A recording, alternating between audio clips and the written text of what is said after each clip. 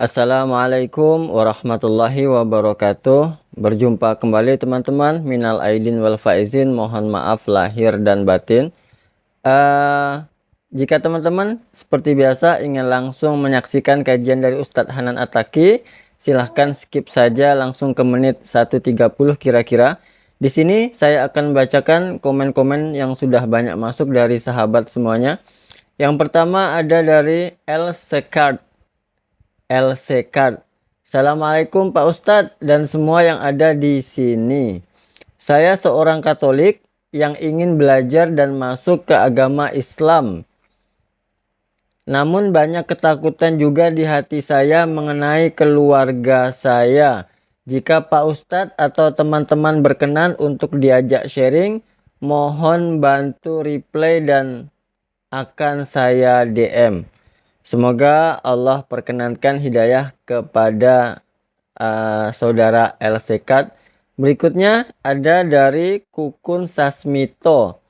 Takbir, tahmid, tahlil telah berkumandang, memecah keheningan malam, mengantar rasa syukur kepadanya. Esok pagi menyambut hari yang fitri. Selamat Hari Raya Idul Fitri, taqabbalallahu minna wa minkum. Aku sekeluarga memikirkan selamat Hari Raya Idul Fitri 1444 Hijriah. Mohon maaf lahir dan batin. Oke teman-teman, langsung saja kita saksikan kajian dari Ustadz Hanan Attaqi dan selamat menyaksikan. Assalamualaikum warahmatullahi wabarakatuh. Kita sampai kepada pembahasan analogi gimana rindunya Allah, kangennya Allah kepada hambanya. Itu analogi yang mungkin agak mendekati, walaupun gak pernah ada yang sama dengan Allah pastinya, adalah kangennya ibu kepada anaknya. Jadi kalau kangennya ibu kepada kita itu pengen masakin. Kalau kangen kita kepada ibu pengen dimasakin. Itu bedanya tuh. Jadi jangan berpikir ketika Allah kangen sama kita, Allah butuh kita, enggak. Justru Allah kangen sama kita karena pengen ngasih ke kita kebaikan-kebaikan. Allah kangen kepada pendosa bukan kangen karena dia orang soleh, enggak. Karena Allah sayang sama dia. Bukan karena, kok pendosa dikangenin? Bukan, itu mah kita yang hitung-hitungan. Makanya jangan menganalogikan Allah kayak kita. Seperti kita bilang, kan suka ada yang ngomong gini, ke Allah mah gak usah banyak minta, gak enak, mending beribadah aja. Emangnya Allah tuh akan berat kalau kita minta? Kan enggak. Justru meminta kepada Allah itu ibadah. Jadi makin banyak berdoa itu makin banyak pahala. Karena berdoa dalam agama kita itu bagian dari ibadah. Cuman namanya bukan ibadah muqayyad. Ibadah muqayyad itu kayak sholat 5 waktu. Udah jelas waktunya, jelas cara-caranya. Ibadah mutlak. Arti mutlak itu lebih bebas. Kapan aja yang dibaca bisa apa aja. Bahkan kadang-kadang agak-agak capruk dikit dalam berdoa mah gak masalah ya. Kenapa dia capruk? Karena gak hafal bahasa Arabnya. Akhirnya yang didoain sebisanya dia aja, nggak apa-apa semampunya. Jadi berdoa kepada Allah itu ibadah dan Allah senang banget dimintai. Sampai Allah tuh ngerasa malu kalau ada yang meminta, terus kita Allah nggak mengabulkan, Allah malu tuh. Allah punya malu, justru Allah maha pemalu. Banyak hadis-hadis Allah pemalu kan? Di antaranya kayak hadis Nabi pas Utsman datang ke rumah Nabi dalam keadaan Nabi sakit. Pas Abu Bakar datang, Nabi nggak pakai baju atau pakai baju tapi nggak terlalu rapi gitu, biarin aja. Umar biarin aja. Begitu Utsman yang bilang salam, Nabi langsung rapi-rapi. Udah semuanya rapi, baru Utsman dibukain pintu. Ditanya kok gitu-gitu amat sama Utsman? Nggak, kita mah nggak gitu. Kata Nabi, jangankan saya, Allah aja malu kepada Utsman. Terus Allah juga malu dalam hadis Nabi, sesungguhnya Allah malu kalau ada hambanya mengangkat kedua tangannya. Ini juga dalil bahwa berdoa boleh mengangkat tangan. Jadi gak perlu diperdebatkan lah. Gak angkat tangan boleh, menelunjuk juga boleh. Nelunjuk jangan pakai analogi culture manusia. Kalau culture manusia gini tuh merintah kan ya. Tapi kalau culture agama ini bukan merintah. Cuma Allah doang yang saya berharap gitu maksudnya. Doa kok gitu sih kayak merintah Allah. Enggak, ini mah pakai perasaan kita. Kalau pakai perasaan agama mah enggak gitu. Kan Nabi kadang berdoa gini, kadang berdoa emang gak pakai ngangkat tangan. Kapan tuh? Kayak pas naik kendaraan, kan gak mungkin di atas onta gini kan. Agak-agak gimana gitu. Atau pas mau makan, Nabi pas mau makan bismillahirrahmanirrahim. Walaupun boleh ditambah Allahumma lakasumtu misalnya. Ya, atau Allahumma barik lana. Asal enggak bismika Allahumma amutu wa ahya. Kan enggak harus gini, boleh juga gini, boleh enggak sama sekali. Kadang Nabi juga berdoa dengan mengangkat tangan. Buktinya, sesungguhnya Allah malu. Kalau ada hambanya mengangkat kedua tangannya, lalu Allah tidak mengabulkan permintaannya, kan Allah malu nih. Bisa juga Nabi ngangkat tangannya enggak gini, tapi gini. Kapan? Pas perang Badar. Kalau kita pas besok mau ngelamar. Jadi perang Badarnya kita nih, jomblo nih. Lamaran, itulah perang Badarnya kita. Apalagi menghadapi calon mertua yang berkumis tebal teh kan. Itu berarti menghadapi musuh yang lebih kuat daripada kita kan ya. Butuh mukjizat lah itu mah. Sehingga doanya malamnya kayak gini. Pas sudah diterima gini lagi. Itulah kita. Artinya teman-teman jangan ngelihat Allah seperti kita ngelihat makhluk. Tapi pasti Allah lebih baik daripada makhluknya. Pasti. Bahkan gak bisa dibandingin. Kalau ada ayat-ayat kayak analogi itu bukan perbandingan. Lebih kepada analogi supaya kita bisa berpikir. Dan memang Islam itu mengajarkan kita dan melatih kita berpikir. Afala ta'qilun, afala la'allakum tadhakkarun, tatafakkarun. Berpikirlah. Am hasibatum fal yanzuru. Semuanya tentang berpikir. Jadi kalau ada istilah, udahlah gak usah dipikir-pikirin, udah taat aja. Taat tapi berpikir. Jangan taat gak berpikir. Karena agama ini agama milik orang-orang yang cerdas. Dibawa oleh orang yang paling cerdas di muka bumi. Dan kecerdasan itu di sini. Tapi kecerdasan doang gak cukup. Harus dipadukan dengan keimanan. Baru namanya Rabbaniyah. Nabi itu cerdas banget loh. Saking cerdasnya Nabi, turun ayat 1 juz kehafal sama Nabi. Jibril datang. Muhammad, dengarkan. Didengerin sama Nabi. Al-An'am kan? 1 juz lebih sedikit. 11 lembar kan? 1 juz 10 lembar. Nabi dengerin, Jibril baca, udah selesai Jibril baca, Jibril naik ke langit, Nabi udah hafal. Nabi kasih tahu ke sahabat, udah turun ayat kepada saya yang lebih baik, yang lebih saya cintai daripada langit dan bumi, yaitu yang dibuka dengan Alhamdulillah. Sahabat Ibnu Mas'ud bilang, saya udah hafal ya Rasulullah. Ini lagi sifat tawadunya Rasul. Rasul gak bilang, emang lo doang, gue juga gitu. Enggak, saking tawadunya Rasul ya. Rasul malah kayak, seolah-olah beliau gak bisa gitu, saking menghargainya. Ini namanya ra'fah. Kalau kita kan suka ngeremehin orang, kalau Nabi gak ngeremehin orang walaupun beliau pasti di atas rata-rata. Oh gitu Abdullah coba-coba gitu. Kayak beliau tuh gak bisa kayak gitu. Abdullah pede kan? Wah bisa. Tapi Abdullah tahu lah Nabi pasti hafal karena Nabi gak bisa baca. Kalau Abdullah mengulang hafalan itu dari Nabi mendengar, gimana kalau Nabi gak hafal? Kan Nabi membacakan dulu di antara para sahabat. Gak ada satu huruf pun yang salah yang dibacakan Nabi. Padahal cuma sekali dengar nih. Berarti Nabi itu orang cerdas. Hafalannya kuat. Dan lagi-lagi jangan ngelihat kecerdasan hanya dengan bisa baca tulis. Karena kalau kita pengen baca sejarah, bacalah dengan analogi, dengan persepsi sejarah. Jangan baca sejarah dengan persepsi kekinian, itu keliru. Saya nggak bilang salah ya, keliru. Karena salah dan keliru itu beda. Kalau salah dalam bahasa fikih namanya batil. Benar, hak. Kalau keliru, khata, benar, sawab. Itu keliru kalau kita membaca sejarah, tapi pakai persepsi kekinian. Contoh, katanya pintar, tapi kok gak bisa baca tulis? Karena di zaman sekarang, pintar itu dilihat dari kemampuan membaca dan menulis. Di zaman dulu, culture-nya belajar itu gak lewat baca tulis. Di zaman Nabi dulu, belajarnya lewat menghafal. Jadi orang yang pintar di zaman itu adalah yang bagus hafalannya. Orang yang pintar di zaman sekarang adalah yang paling pintar nulis dan membacanya. Bahkan zaman now mah udah gak baca tulis. Udah lebih ke aplikasi. Udah lebih ke otak-atik, bahkan kadang-kadang nggak aplikasi, googling aja. Saking simpelnya. Jadi orang yang mungkin sekarang dianggap agak kekinian, nggak pintar lagi istilahnya kekinian. Kalau dia dengar ceramah, udah pakai misalnya streaming, atau kalau dia lihat langsung dia pakai recording. Kalau dulu nggak pakai recording aplikasi, recordingnya di sini. Sehingga culture model belajar di zaman Nabi dengan zaman sekarang berbeda. Sehingga kita nggak boleh menjudge sejarah dengan persepsi kekinian, itu nggak boleh. Sama kayak kita menjudge Nabi menikah dengan anak di bawah umur dengan persepsi kekinian. Memang 12 tahun itu atau 11 tahun di zaman sekarang itu di bawah umur. Tapi di zaman itu coba kita baca sejarahnya lebih lengkap deh. Aisyah sebelum dilamar sama Nabi itu udah khitbahan loh. Udah jadian. Sama siapa? Sama anak seorang laki-laki yang belum beriman, namanya anak Mut'im bin Adi. Mut'im bin Adi ini salah satu orang kafir tapi pelindung Nabi kayak Abu Talib. Setelah Abu Talib wafat yang gantiin Abu Talib itu Mut'im namanya. Mut'im bin Adi. Aisyah itu udah ditunangkan sama anaknya Mut'im. Nabi nggak tahu. Nabi dapat mimpi kan, yang dapat kain sutra dari surga gitu. Nabi datang kepada Abu Bakar bilang, ya Abu Bakar, saya bermimpi melamar Aisyah anakmu. Bagaimana pendapatmu? Abu Bakar diam-diam pergi ke Mut'im. Karena Abu Bakar sendiri kalau dilamar Nabi siapa yang bisa nolak kan ya? Nabi yang ngelamar kan? Jangankan untuk Nabi, untuk siapa dulu teh? Julaibib aja diterima kan ya? Apalagi sekarang untuk Nabi nih. Akhirnya diam-diam Abu Bakar datang ke Mut'im. Angkat dong teleponnya, karena nggak diangkat-angkat dari tadi teh. Pas diangkat, udah apa Abu Bakar? Ini ada masalah nih, yuk kita ketemuan. Ya udah di kafe mana? Itu dekat SM aja gitu. Ketemuan kata Abu Bakar, Mut'im nih gimana nih, saya galau berat. Saya nggak enak sama kamu. Emang ada masalah apa? Kan kita udah lama berteman, biasa aja lah gitu.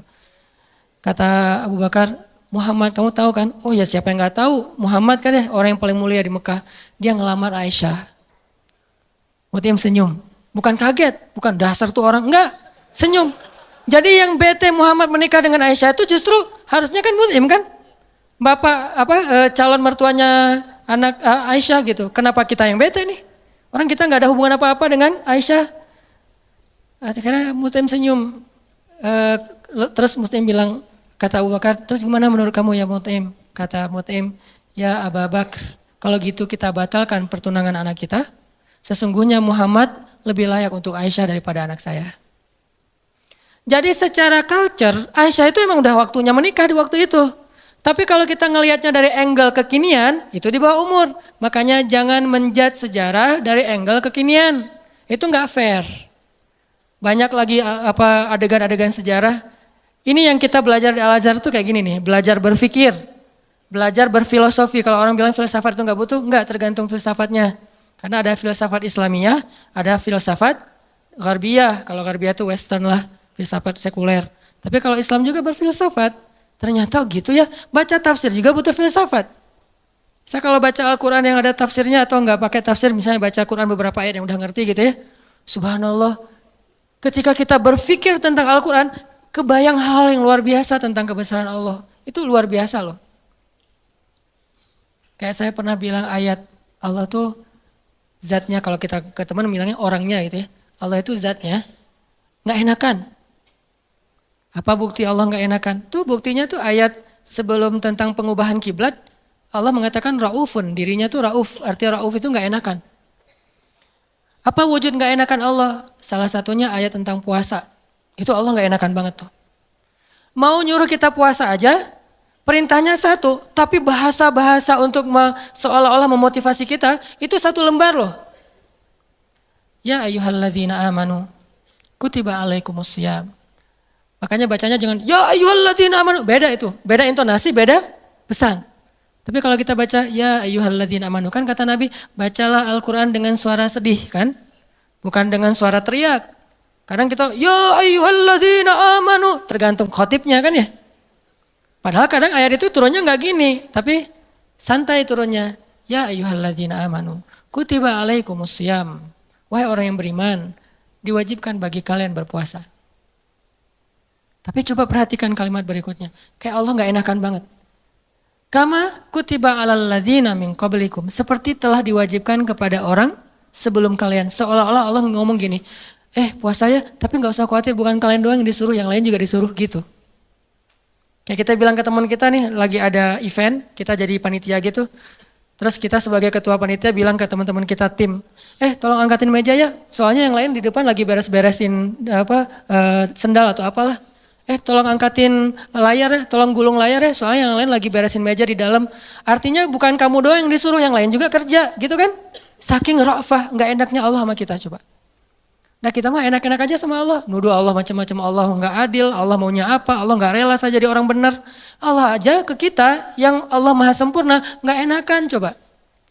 Wahai orang yang beriman, berpuasalah atau diwajibkan bagi kalian berpuasa. Tapi bukan kalian doang, orang sebelum kalian juga diwajibin. Kama kutiba alal ladzina min qablikum. Ini untuk kalian bukan untuk saya. La'allakum tattaqun, supaya kalian bisa jaga diri. Kan takwa itu menjaga wiqayah, bisa jaga diri. Maksud jaga diri apa Ustadz? Kan kata Nabi juga bagi para jomblo, kata Nabi kan ya. Kalau kalian udah sanggup menikah, menikahlah. Kalau nggak sanggup atau nggak ada yang mau, sih, nggak ada hadisnya sih. Nggak sanggup maksudnya. Nabi kan ngomongnya elegan ya, saya aja yang nerjemahinnya kurang elegan. Maksud nggak sanggup di sini itu bukan cuma nggak punya materi, nggak ada yang mau juga. Kan nggak mungkin Nabi bilang nggak mau ya, nggak ada yang mau ya, nggak mungkin kan? Kalau kalian nggak sanggup dalam kurung, versi saya nih, nggak punya uang atau nggak punya calon atau ada calon banyak tapi nggak ada yang mau, misalnya tutup kurung, gitu kan? Kalau kalian nggak sanggup, puasalah, karena itu bisa menjaga diri kalian. Udah Ustadz puasa makin pengen nikah. Saya banget tuh dulu, alhamdulillah udah enggak lah, cukup ya. Oke, lanjut. Supaya kalian bisa jaga diri. La'allakum tattaqun, karena takwa itu menjaga diri. Bisa menjaga diri dari hawa nafsu, bisa jaga diri dari api neraka. Banyak makna jaga diri di sini. Udah selesai belum? Allah masih ngomong gini, ayyamam ma'dudat. Gak usah khawatir, gak lama kok, cuma beberapa hari. Kenapa Allah gak bilang aja 29 hari atau 30 hari? Kenapa bilang beberapa hari? Kenapa Allah gak bilang 1 bulan? Kan puasa 1 bulan kan? Kenapa nggak bilang syahran wahidan? Kenapa ayyaman ma'dudat? Karena pengen ngasih angle bahwa ini ringan, cuma beberapa hari doang kok. Lagian puasa kan bukan bulanan, harian. Sanggup gitu puasa bulanan? Sahurnya tanggal 1, buka puasa tanggal 29 gitu. Nggak sanggup, makanya Allah bilang ayyam, beberapa hari. Ini yang saya belajar di Al-Azhar. Jadi saya merasa bersyukur, bukan ngelebih-lebihin ya. Pasti kampus-kampus yang lain juga keren-keren. Cuma karena saya nggak ngerasain, saya taunya Al-Azhar. Di Al-Azhar itu kita belajar detail banget. Kenapa saya bilang ada S2, S3 cuma 1 huruf Al-Quran jadi dapat tesis, disertasi. Karena yang dipelajari itu detail. Ngapain gitu-gitu amat sih, udah tahan aja. Enggak, kalau yang mau tahan aja nggak usah berpikir. Tapi berpikir supaya kita bisa menjadikan agama ini sebagai rahmat, sebagai solusi buat kehidupan kita. Ini bedanya belajar Al-Azhar dengan di beberapa tempat ya.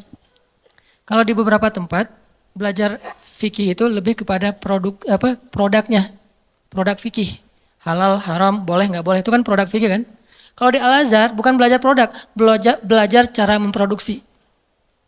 Mesinnya dipelajari. Sehingga ketika ada masalah baru, mesin ini tinggal diulik dikit, produksi yang baru. Kayak tadi misalnya bikin apa gitu, ternyata udah berubah zamannya. Udah seleranya udah nggak kayak gitu lagi, akhirnya digantilah, bikin lagi yang baru. Tetap mesinnya sama, cuman dia bisa beradaptasi dengan kebutuhan pasar. Itu bedanya di Al-Azhar. Kita belajar mesin fikih. Bagaimana memproduksi fatwa kalau di bidang fikih. Kalau di tafsir, bagaimana mengambil ayat terus jadi kesimpulan berfikir. Jadi berfikir dengan Al-Quran, bukan berfikir dengan menurut saya, enggak. Pola fikir kita tuh dibangun di Al-Azhar. Sehingga pas kita dengerin dosen ngomong, benar-benar tuh calangapan benar tuh. Karena ilmu dosen-dosen di sana tuh luar biasa. Kalau ngomong tuh kayak seolah-olah dia udah kuasai seluruh Al-Quran. Jadi Al-Quran itu diambil tuh sepotong-sepotong dikumpulin jadilah satu menu makanan. Tuh gitu di Al-Azhar teh. Intinya yang saya pengen sampaikan kepada teman-teman, jangan ngelihat Allah kayak ngelihat makhluk. Karena nanti jadi salah paham. Jangan banyak minta lah, gak enak sama Allah. Justru Allah itu gak enak kalau gak diminta. Allah senang banget kalau kita minta. Dan Nabi yang paling banyak meminta ke Allah namanya Ibrahim. Sehingga disebut Inna Ibrahim la'awwahun halim. Apa arti awwah? Bukan awwah ya. Awwah artinya da'a, suka berdoa. Dan di Al-Quran itu Nabi yang paling banyak kalimat doanya kan Ibrahim kan. Dikit-dikit, ya Rabbi, ya Ilahi, ya Allah, selain Musa. Awwahun, da'a, suka berdoa. Gitu juga tadi dalam kasus surga neraka. Ada orang bilang, saya emang gak takut sama neraka. Setan aja, iblis takut sama neraka. Kita lebih garang daripada iblis? Enggak. Iblis itu udah paling, kalau dibilang bejat, paling bejat mah iblis. Udah gak ada lagi lebih bejat daripada iblis. Nah gua mah lebih bejat dari iblis, gak ada. Iblis itu paling bejat tuh udah. Jadi kalau ada manusia gimana pun dia bejat masih kalah sama iblis. Yang paling soleh itu adalah Muhammad SAW. Walaupun yang paling suci adalah malaikat. Tapi yang paling soleh, beda suci sama soleh ya. Karena orang soleh bisa aja ada kesalahan. Nih berpikir nih, orang soleh tetap ada kesalahan. Kalau suci nggak ada kesalahan. Dan nggak ada manusia yang suci. Yang ada manusia yang soleh. Nabi bukan suci, maksum, terjaga. Kesalahan tetap ada, tapi bukan dosa. Karena Nabi tidak berbuat dosa, karena maksum. Tapi kesalahan, beliau bermasa muka, beliau salah memutuskan tentang perkara tawanan perang dalam perang surat Al-Anfal. Beliau salah misalnya keliru dalam masalah sikap kepada orang-orang yang belajar kepada beliau. Terus didatangin orang-orang kafir Quraisy yang belajar suruh mojok dulu, ditegur sama Allah. Ayat teguran ke Nabi itu banyak loh. Termasuk beliau karena pengen nyenengin istri-istrinya lagi cemburu. Nabi bilang ya udah deh, saya nggak akan minum madu lagi. Kan baru pulang nih dari rumah salah satu istrinya, ketemu istri yang Aisyah. Aisyah nanya, dari mana aja sih kok lama banget datangnya? Itu dari rumah Sofia, ngapain sih di sana terus? Kan dia tuh, maksudnya pendek gitu. Udahlah, makan apa sih? Dikasih apa di sana? Emang makanannya enak banget ya? Enggak, cuma minum madu doang. Wah, nggak enak, pasti madunya nggak bener nih, mulutnya nggak enak tuh. Akhirnya Nabi bilang ya udah, mulai sekarang saya nggak akan minum madu lagi demi menyenangkan Aisyah. Turun ayat, wahai Nabi, kenapa kamu mengharamkan apa yang Allah halalkan demi menyenangkan istrimu? At-Tahrim. Yang paling soleh di muka bumi dan di dunia akhirat dan langit bumi nih Nabi Muhammad. Tapi yang paling suci malaikat. Di sini ketahuan, oh ternyata orang soleh juga bisa ngelakuin kesalahan. Kalau Nabi kekeliruan, kalau kita kesalahan. Tapi dia langsung recovery, balik. Gak ada yang suci. Fala tuzakku anfusakum. Jangan kalian menganggap diri kalian suci. Tapi yang paling bejat adalah iblis. Kemudian setan. Setan ini minal jinnati wan nas, ada jin ada manusia. Sehingga kita kalau bilang saya gak takut neraka agak-agak klise menurut saya. Berarti sia-sia dong Allah ciptain neraka, ternyata manusia gak takut. Jadi kayak Allah udah banyak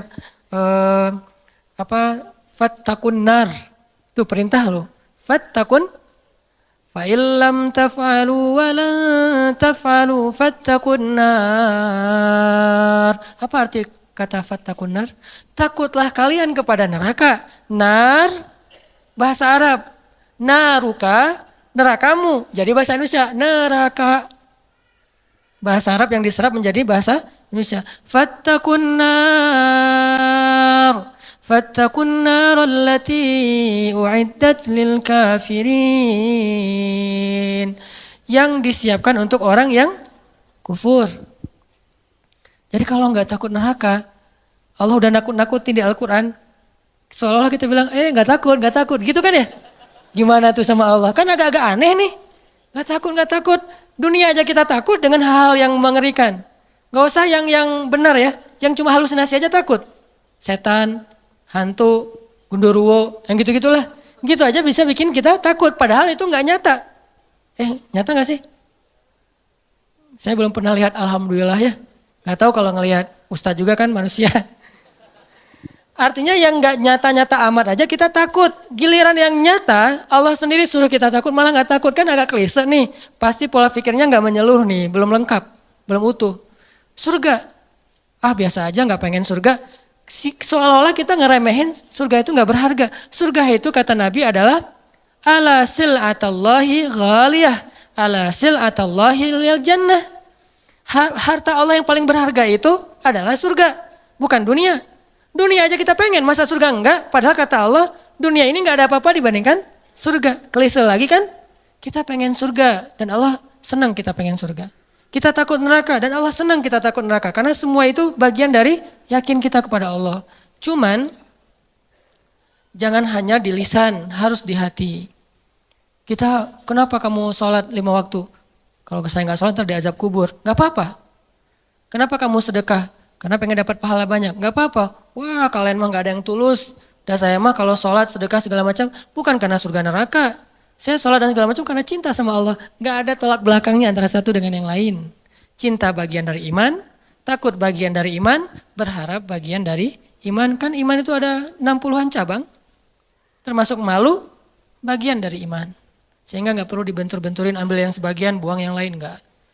Terus gimana nih? Orang beriman juga berderajat. Lahum darajatun.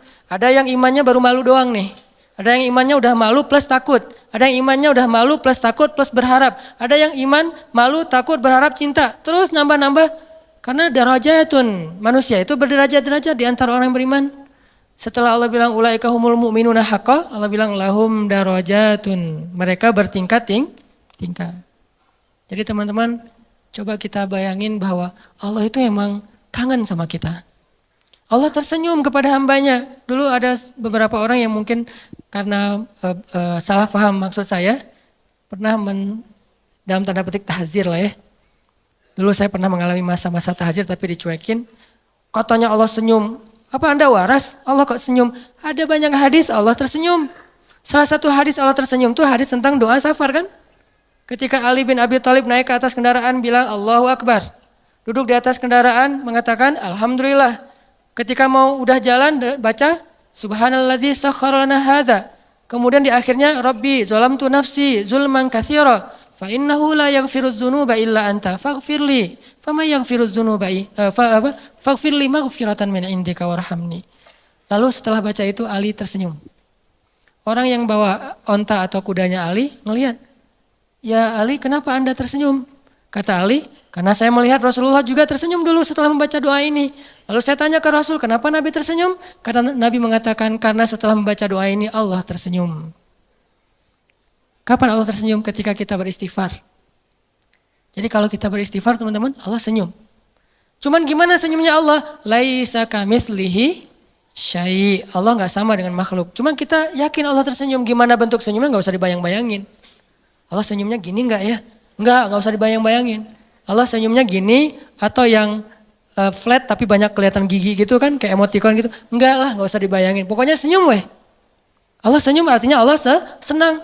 Termasuk kayak ada hambanya yang bertobat, Allah itu bahagia. Saking bahagianya lebih daripada orang yang ketika dapatin onta yang hilang, terus dia bilang Allah anta abdi wa ana rabbuk. Ya Allah engkaulah hambaku dan aku Tuhanmu. Ngomongnya salah saking bahagia. Allah lebih bahagia dari orang itu terhadap orang yang bertobat. Berarti kan Allah emosional ya. Allah itu emosional. Bahagia, marah, senang, cinta, tersenyum, emosional. Cuman emosi Allah itu maha sempurna, gak seperti makhluk. Sehingga kita coba melibatkan emosi kita dalam berinteraksi dengan Allah. Jangan flat lah. Masa kita katanya cinta tapi flat. Hambar, kayak plain gitu, kayak jalan tol, kan gak enak ya. Pernah kenal ada orang yang flat? Sama teman misalnya flat banget tuh, gak ada ekspresinya, kita kasih hadiah, ya makasih. Gak ada ekspresinya nih orangnya. Terus kalau ada masalah, dia ada masalah gak ada masalah, ya gitu mukanya tuh. Nyebelin, kayak muka saya.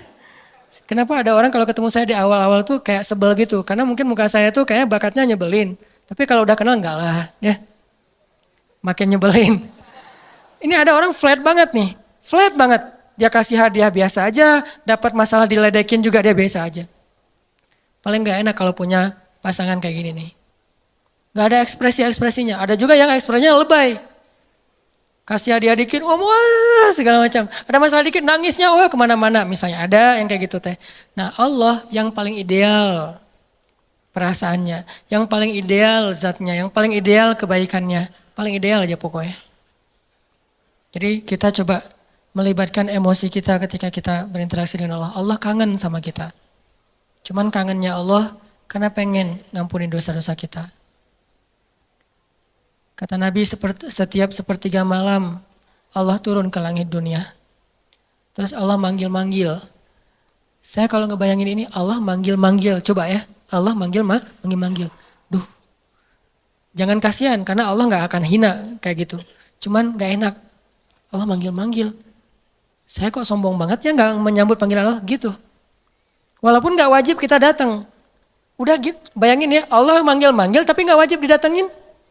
Allah manggil-manggil, Allah telepon gak wajib diangkat. Kan Allah baik banget kan? Harusnya kan kalau Allah manggil harus datang ya. Kayak sholat 5 waktu misalnya Allah panggil, boleh kita misalnya gak datang segera, walaupun gak baik. Yang paling baik itu datangnya segera, di tempat panggilan itu dikumandangkan. Tapi kalau gak datang segera juga gak sampai dosa. Cuman kehilangan banyak kebaikan lah. Walaupun sebagian mazhab mengatakan dosa. Tapi saya cenderung kepada mazhab yang mengatakan bukan dosa, sunnah muakkadah. Tapi kalau keseringan nggak datang, diragukan keimanannya, agak-agak mirip munafik nih. Kalau sering nggak datang. Allah tuh toleran banget. Hayya 'alas shalah. Kita lagi sibuk kerjaan nih, nggak datang. Allah nggak marah sama kita. Nggak sholat aja, sebetulnya Allah marah, cuman sabar. Allah selain Jabbar, Qahar, tapi juga sabur. Ya, kan ideal banget nih. Kalau Allah marah bisa, nggak ada yang bisa ngehalangin, tapi Allah sabar. Kalau kita sabar karena nggak bisa marah. Seringnya kan kita sabar tuh karena nggak bisa marah. Begitu bisa marah nggak ada sabarnya. Kalau Allah sabar padahal bisa marah. Selain Jabbar, Qahar, apalagi sifat-sifat yang keras nih. Muntakim, tapi di sisi lain sifat Jamal. Makanya ada sifat Jamal, ada sifat Kamal. Sifat Jamalnya Allah apa? Karim, Rahim, Sabur, Ghafur, gitu-gitu kan? Ini artinya teman-teman, bayangin ya, Allah manggil-manggil kita sepertiga malam. Ngapain sih Allah sepertiga malam repot amat sih datengin kita? Tapi kita nggak wajib datang. Tapi kalau kita datang, Allah sayang banget sama kita. Cuman dari kitanya nih, bukan angle Allah. Kalau angle Allah kita nggak wajib datang. Tapi angle kita, enak nggak sih kalau nggak datang? Enak nggak sih Allah udah manggil-manggil tiap malam terus kita nggak bangkit? Kalau kita bangunnya telat, pas azan subuh baru bangun, ngerasa nggak sih? Aduh Allah maaf ya, bangunnya telat. Gitu nggak sih ke Allah? Karena kita kalau ke makhluk gitu banget loh. Di telepon ternyata miss call 10 kali nggak diangkat, langsung maaf ya, emoticon, segala macem. Minta maaf tuh rasa tangan diginiin tuh banyak sampai 10 juga. Kok kita ke makhluk gitu, ke Allah enggak? Padahal makhluk itu enggak terlalu berjasa sama kita. Dan Allah mah berjasa dari sejak kita dalam kandungan ibu kita. Bahkan sebelum kita diciptakan. Tapi kita enggak pas bangkit dari tidur. Duh Allah maaf ya, saya bangunnya telat, astagfirullah gimana nih. Langsung wudhu datang ke masjid, minta ampun pada Allah. Padahal kita enggak wajib datang. Ini lebih ke ngomongin emosional. Saya nggak ngomongin hukum fikih. Kalau ngomongin hukum fikih agak-agak kaku sih. Makanya di atas hukum itu ada akhlak namanya. Di atas hukum ada akhlak. Orang kalau udah akhlaknya bagus, hukum ini jadi nggak terlalu penting. Mudah ngamalin hukum tuh kalau akhlak moralnya udah kayak orang disiplin. Kan nggak perlu timer lagi kan. Udah disiplin, nggak perlu lagi ketat. Hukum itu dibikin ketat karena orangnya nggak disiplin. Ketika orangnya udah disiplin, udah akhlaknya, moralitasnya, lifestyle-nya udah bagus, hukum gak terlalu ketat juga gak masalah. Yang saya pernah cerita tuh, di Jepang, di baggage claim, baggage belt itu, tempat ngambil bagasi, itu gak ada yang jagain, gak ada polisi, gak ada petugas, cuma pakai garis doang. Garisnya juga kecil, gak pakai pagar segala macam. Kadang-kadang kan udah pakai pagar juga didobrak kan ya. Ini garis, kenapa jadi ringan gitu? Karena orangnya udah bagus moralnya. Berarti di atas hukum ada moralitas. Di atas fikih ada akhlak. Moral itu, akhlak itu di atas ilmu. Orang punya ilmu tapi nggak berakhlak agak kurang pas. Sehingga nih bedanya hukum fikih sama akhlak nih. Anjing hukum fikihnya apa? Anjing hukum fikihnya bukan haram, najis. Makan anjing, hukum fikihnya haram. Anjingnya najis, beda ya, makan anjing sama anjingnya. Anjing dalam fikih itu najis. Kena liurnya najis, memakannya haram. Tapi dalam moralitas, dalam akhlak, ngasih minum anjing yang kehausan masuk surga. Islam itu ideal teman-teman, gak usah khawatir lah. Gak usah takut dengan hukumnya, lupa dengan moralnya. Padahal moral Islam itu jauh lebih keren dan mempackaging hukumnya. Anjing itu najis, kita nggak boleh kena liurnya, walaupun boleh memelihara anjing untuk berburu, misalnya untuk penjaga, bukan untuk sekedar lucu-lucuan ya. Karena dulu mungkin nggak ada anjing kayak yang lucu-lucu kayak sekarang kan ya. Di salon gitu kan ya. Biaya anjing aja, kalau di New Zealand kata teman saya tuh, kucing aja di sana tuh pakai sertifikat. Kalau ada orang, pernah ada kasus, dia pergi keluar kota, lupa nggak laporan, kucingnya tinggal di dalam rumah dan nggak dikasih makan, itu kucing diambil alih oleh negara dan orangnya kena denda. Islam banget kan ya? Islami banget kan? Kan ada hadis Nabi yang bilang, yang perempuan yang dilihat di dalam neraka gara-gara membiarin kucingnya meninggal, nggak dikasih makan, ditinggalin beberapa hari keluar kota. Nggak tahu dia lagi traveling kemana gitu si cewek itu teh. Itu kan terjadi kan ya? Nah anjing najis, anjing haram. Tapi ngasih minum anjing yang kehausan itu masuk surga. Yang ngasih minumnya siapa? Bukan orang soleh. Kalau orang soleh, itu mah amal pelengkap. Bukan, orang yang baru bertobat dari dosa zina. Bukan pezina ya. Karena orang kadang-kadang suka jadi modus tuh. Tuh pezina aja masuk surga. Mana ada pezina masuk surga? Yang ada orang yang bertobat dari zina masuk surga. Orang yang bertobat dari membunuh masuk surga. Nggak ada pembunuh masuk surga, nggak ada itu. Kalau gitu buat apa kita beramal soleh kalau semua juga masuk surga? Nggak ada keadilan tuh. Allah kok menciptakan neraka sih? Katanya pengasih penyayang. Kok ada neraka? Surga neraka adalah bentuk keadilan. Karena tanpa surga neraka tidak ada nilainya kebaikan. Ngapain kita harus jadi orang baik? Toh nggak akan dibalas juga sama Allah. Ngapain kita takut berbuat dosa? Kan nggak akan diazab juga sama Allah. Maka kemana larinya para pembunuh? Kemana larinya para begal? Kemana larinya orang-orang yang menzalimi orang lain? Terus di mana hak para korban? Kalau tidak ada surga neraka. Tapi kalau sudah diadili di dunia dengan cara-cara yang Allah ridhoi, selesai, nggak ada urusan lagi dengan surga neraka. Misalnya pembunuh dikisos, maka dia masuk surga. Karena hukumnya sudah adil. Tapi kalau pembunuh dibiarin, dia ada nanti hukuman akhirat. Itulah keadilan. Supaya kita meninggalkan dosa dan berbuat baik. Ya, kalau katanya Rahman Rahim tapi diciptain neraka. Ini agak-agak belum sempurna nih pola berpikirnya nih. Makanya Islam itu butuh pola pikir. Al-Quran itu melatih cara berpikir kita.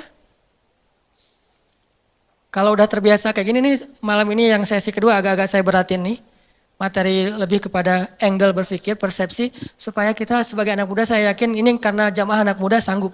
Kalau jamaahnya udah usia sekian, mungkin saya nggak akan ngomongin pola pikir. Lebih kepada ngomongin masalah sakaratul maut atau apalah. Walaupun kan kematian sama aja lah ya, semua orang juga rahasia. Tapi biasanya mah kan gitu kan ya. Kenapa di kampung sering ada tahlilan? Berarti di kampung lebih banyak orang meninggal. Karena di kampung yang tersisa orang-orang tua. Di kota kenapa jarang tahlilan? Karena masih muda-muda. Saya tinggalnya di kampung loh. Satu tinggal di kampung, satu tinggal di kota. Ya gitu aja, gak usah dijelasin. Kenapa saya milih kampung? Memang kita senang suasana di rumah saya kan belakang tuh ada kayak backyard gitu kan, ada kayak kebun kecil. Terus kita kalau sholat duha, kalau ngomong tahajud kan riya duha aja lah yang semua orang juga bisa. Duha itu di kebun. Karena salah satu hobinya Abdullah bin suaminya Asma bin Abu Bakar siapa? Zubair. Abdullah bin Zubair. Itu hobinya sholat di bawah langit kalau duha. Akhirnya kita kalau duha sesekali itu sholatnya di kebun. Sengaja milih yang Cihanjuang atas, yang airnya masih mau mandi aja sayang nih air terlalu bening nih dipakai mandi gitu kan ya. Layak diminum. Cihanjuang atas sama yang agak di perkotaan. Kalau di perkotaan biar mudah aktivitas. Kalau yang di atas biar tenang. Di atas hampir tiap bulan ada kasus orang meninggal. Kenapa? Di kampung. Saya nggak ngambil kompleks, sengaja ngambil kampung. Kalau di bawah jarang ada yang meninggal. Kenapa? Anak-anak muda. Walaupun tetap rahasia Allah. Alhamdulillah telah sama-sama kita dengarkan kajian dari Ustadz Hanan Attaqi. Seperti biasa teman-teman, sebelum akhiri pertemuan kita pada kesempatan kali ini, marilah kita tutup terlebih dahulu dengan doa kafaratul majlis.